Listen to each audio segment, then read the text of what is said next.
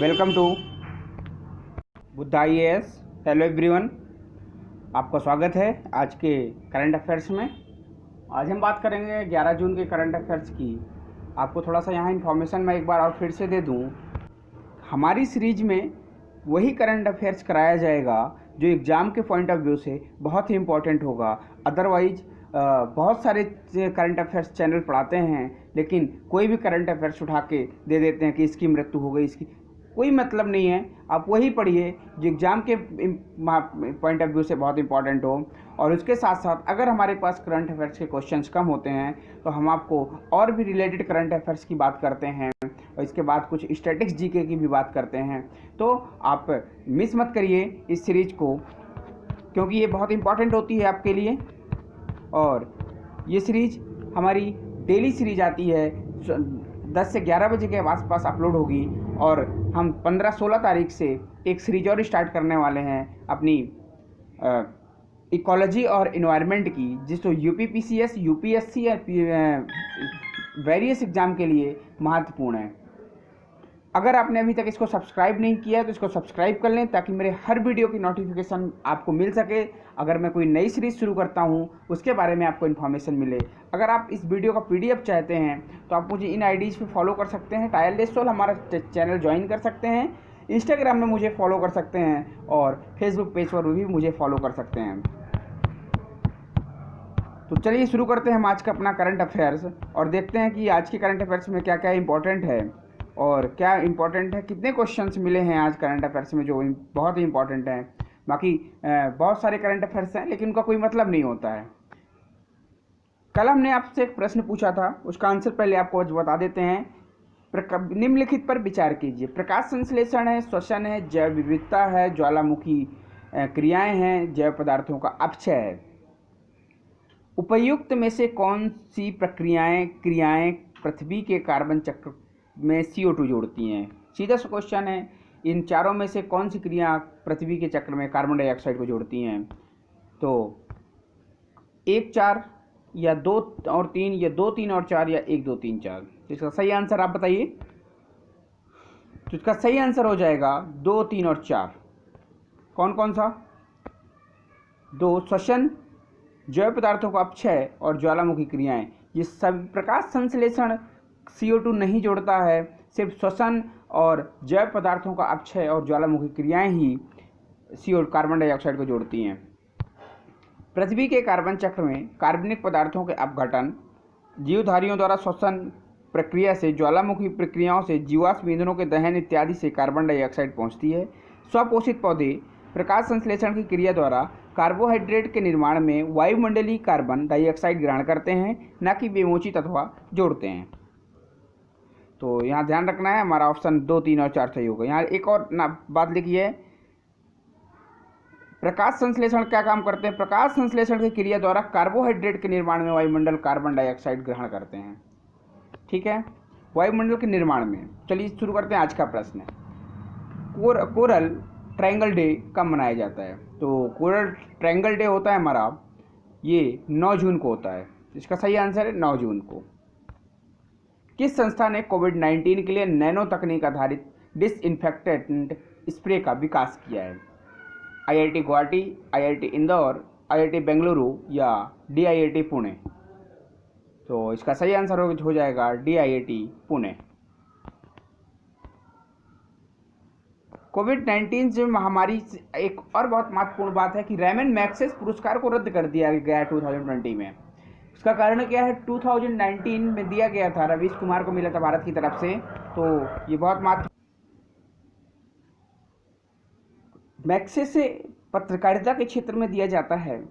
यह एशिया का सर्वोच्च सम्मान है तथा इसे नोबेल पुरस्कार के समकक्ष माना जाता है। तो ये इम्पोर्टेंट रखिएगा। ये पुरस्कार 1957 में फिलीपींस के तीसरे राष्ट्रपति जो थे रेमन मैग्सेसे के याद में न्यूयॉर्क शहर स्थित Rockefeller brothers fund and Philippine सरकार के ट्रस्टियों द्वारा स्थापित किया गया था। यह एशिया क्षेत्र के व्यक्तियों अथवा संगठनों को मानवता सेवा के लिए प्रतिवर्ष प्रदान किया जाता है। तो ये इम्पोर्टेंट है। क्वेश्चन पूछा जा सकता है कि हाल ही में निम्नलिखित में से, पूछेगा निम्नलिखित में से, दे देगा 4 ऑप्शन दे देगा, पूछ लेगा निम्नलिखित में से किस पुरस्कार को 2020 में रद्द किया गया है या स्थगित किया गया है?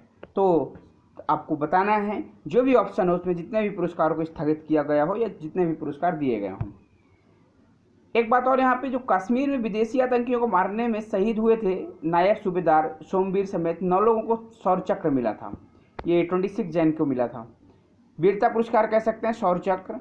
एक बात पहले आपको बता दूं, जंग में मिलता है परमवीर चक्र, महावीर चक्र और वीर चक्र।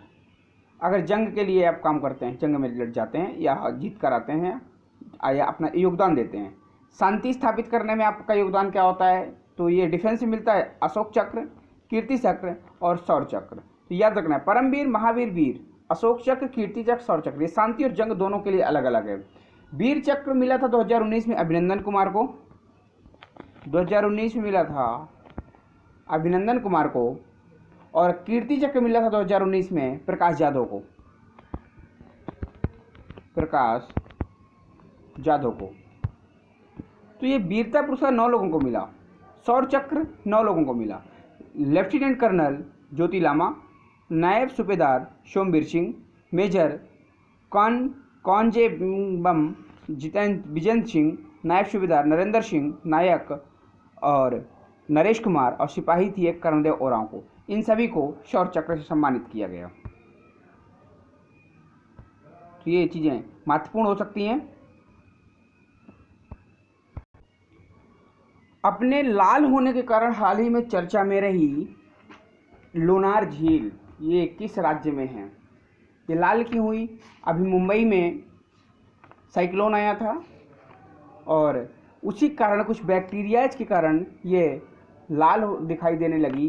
बैक्टीरियाओं के नीचे बैठने के कारण यह झील का कलर लाल दिखाई देने लगा। बहुत लोगों ने इसको तो माना कि ये दैवी आपदा है, और जब वैज्ञानिकों ने माना तो इसका निष्कर्ष निकाला, और कुछ और भी कारण हो सकता है, निष्कर्ष नहीं निकाला जा सका। तो यह झील किस राज्य में स्थित है, आज का प्रश्न है।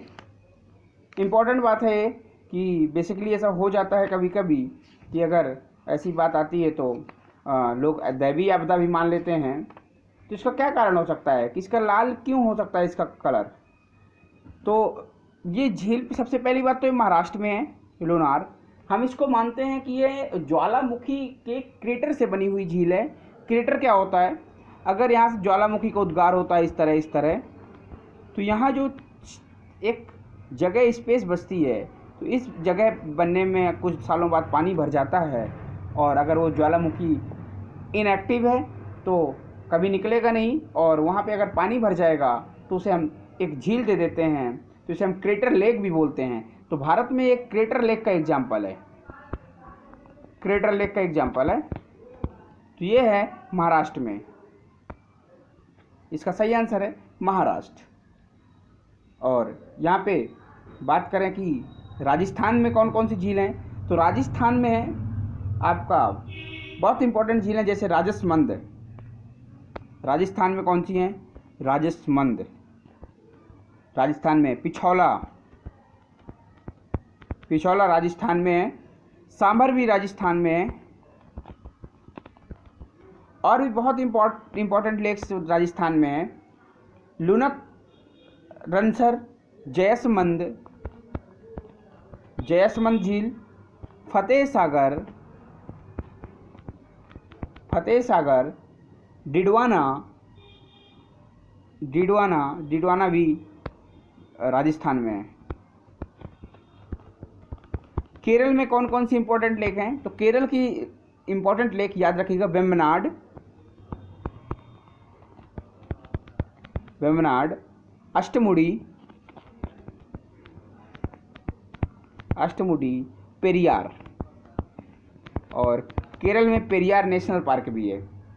ठीक है, तो ये आपको बहुत इंपॉर्टेंट याद रखना है। आंध्र प्रदेश की याद रखिएगा तो पुलिकट, आंध्र प्रदेश तमिलनाडु दोनों में की बात करता है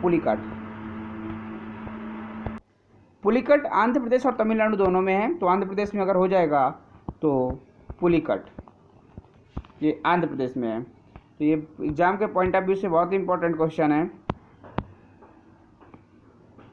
कुछ की बात करते हैं जो पासेस की, दर्रा जिसकी बात करता है, दर्रा कौन सा दर्रा किस राज्य में है, ये इसकी बात करता है, कहाँ पे क्या है ना। और बहुत इंपॉर्टेंट चीज़ें हैं ये सारी, आपको याद रखनी है, इसलिए मैं करा रहा हूँ क्योंकि यूपी पीसीएस का नोटिफिकेशन भी जारी हो गया, एग्जाम नोटिफिकेशन का एग्ज़ाम डेट क्लियर हो गई है। उत्तर प्रदेश ARO की एग्ज़ाम डेट आ गई है, और यूपीएससी की तो आपको पता है, यूपीएससी के बाद ही इनका एग्ज़ाम होगा यूपी पीसीएस का। तो ये काराकोरम कहाँ पे है, कुछ पासेस, काराकोरम जम्मू कश्मीर, स्टेट याद रखना है, स्टेट डायरेक्ट स्टेट पूछता है। काराकोरम कहाँ है, बारालाचा का हिमाचल प्रदेश में।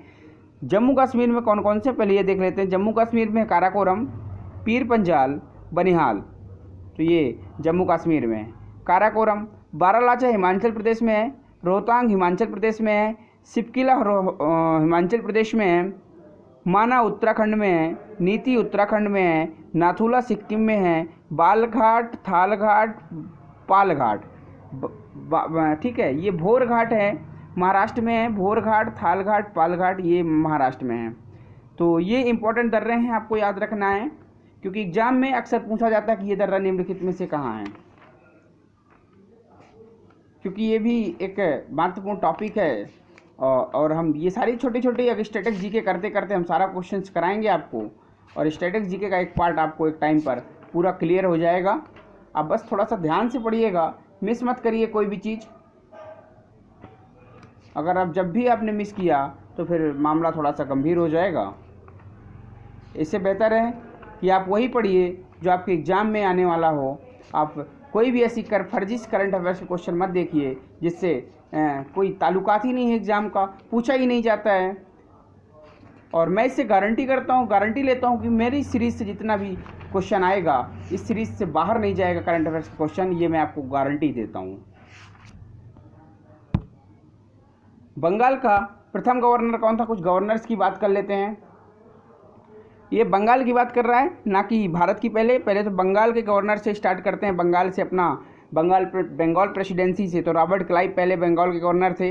फिर बंगाल के लास्ट गवर्नर कौन थे, तो वारेन हेस्टिंग थे। और वारेन हेस्टिंग भारत के प्रथम गवर्नर, बंगाल का प्रथम गवर्नर जनरल बनता है, नॉट भारत का। फिर बंगाल का अंतिम गवर्नर जनरल कौन होता है, तो विलियम बेंटिंग होते हैं। और ये विलियम बेंटिंग ही भारत के प्रथम गवर्नर जनरल होते हैं, ये भी याद रखना है। और भारत का अंतिम गवर्नर जनरल कौन था, तो लॉर्ड कैनिंग। ये कैनिंग कब से समाप्त हो जाता है गवर्नर जनरल का पद, 1857 के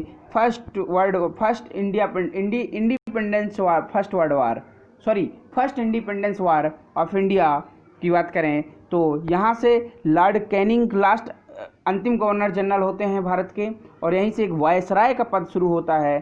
तो हम लॉर्ड कैनिंग को कहते हैं भारत का प्रथम वायसराय एंड गवर्नर जनरल। उसके बाद माउंटबेटन आते हैं, लास्ट वायसराय होते हैं हमारे माउंटबेटन। और स्वतंत्र भारत का प्रथम गवर्नर जनरल की बात करें तब भी लॉर्ड माउंटबेटन होंगे।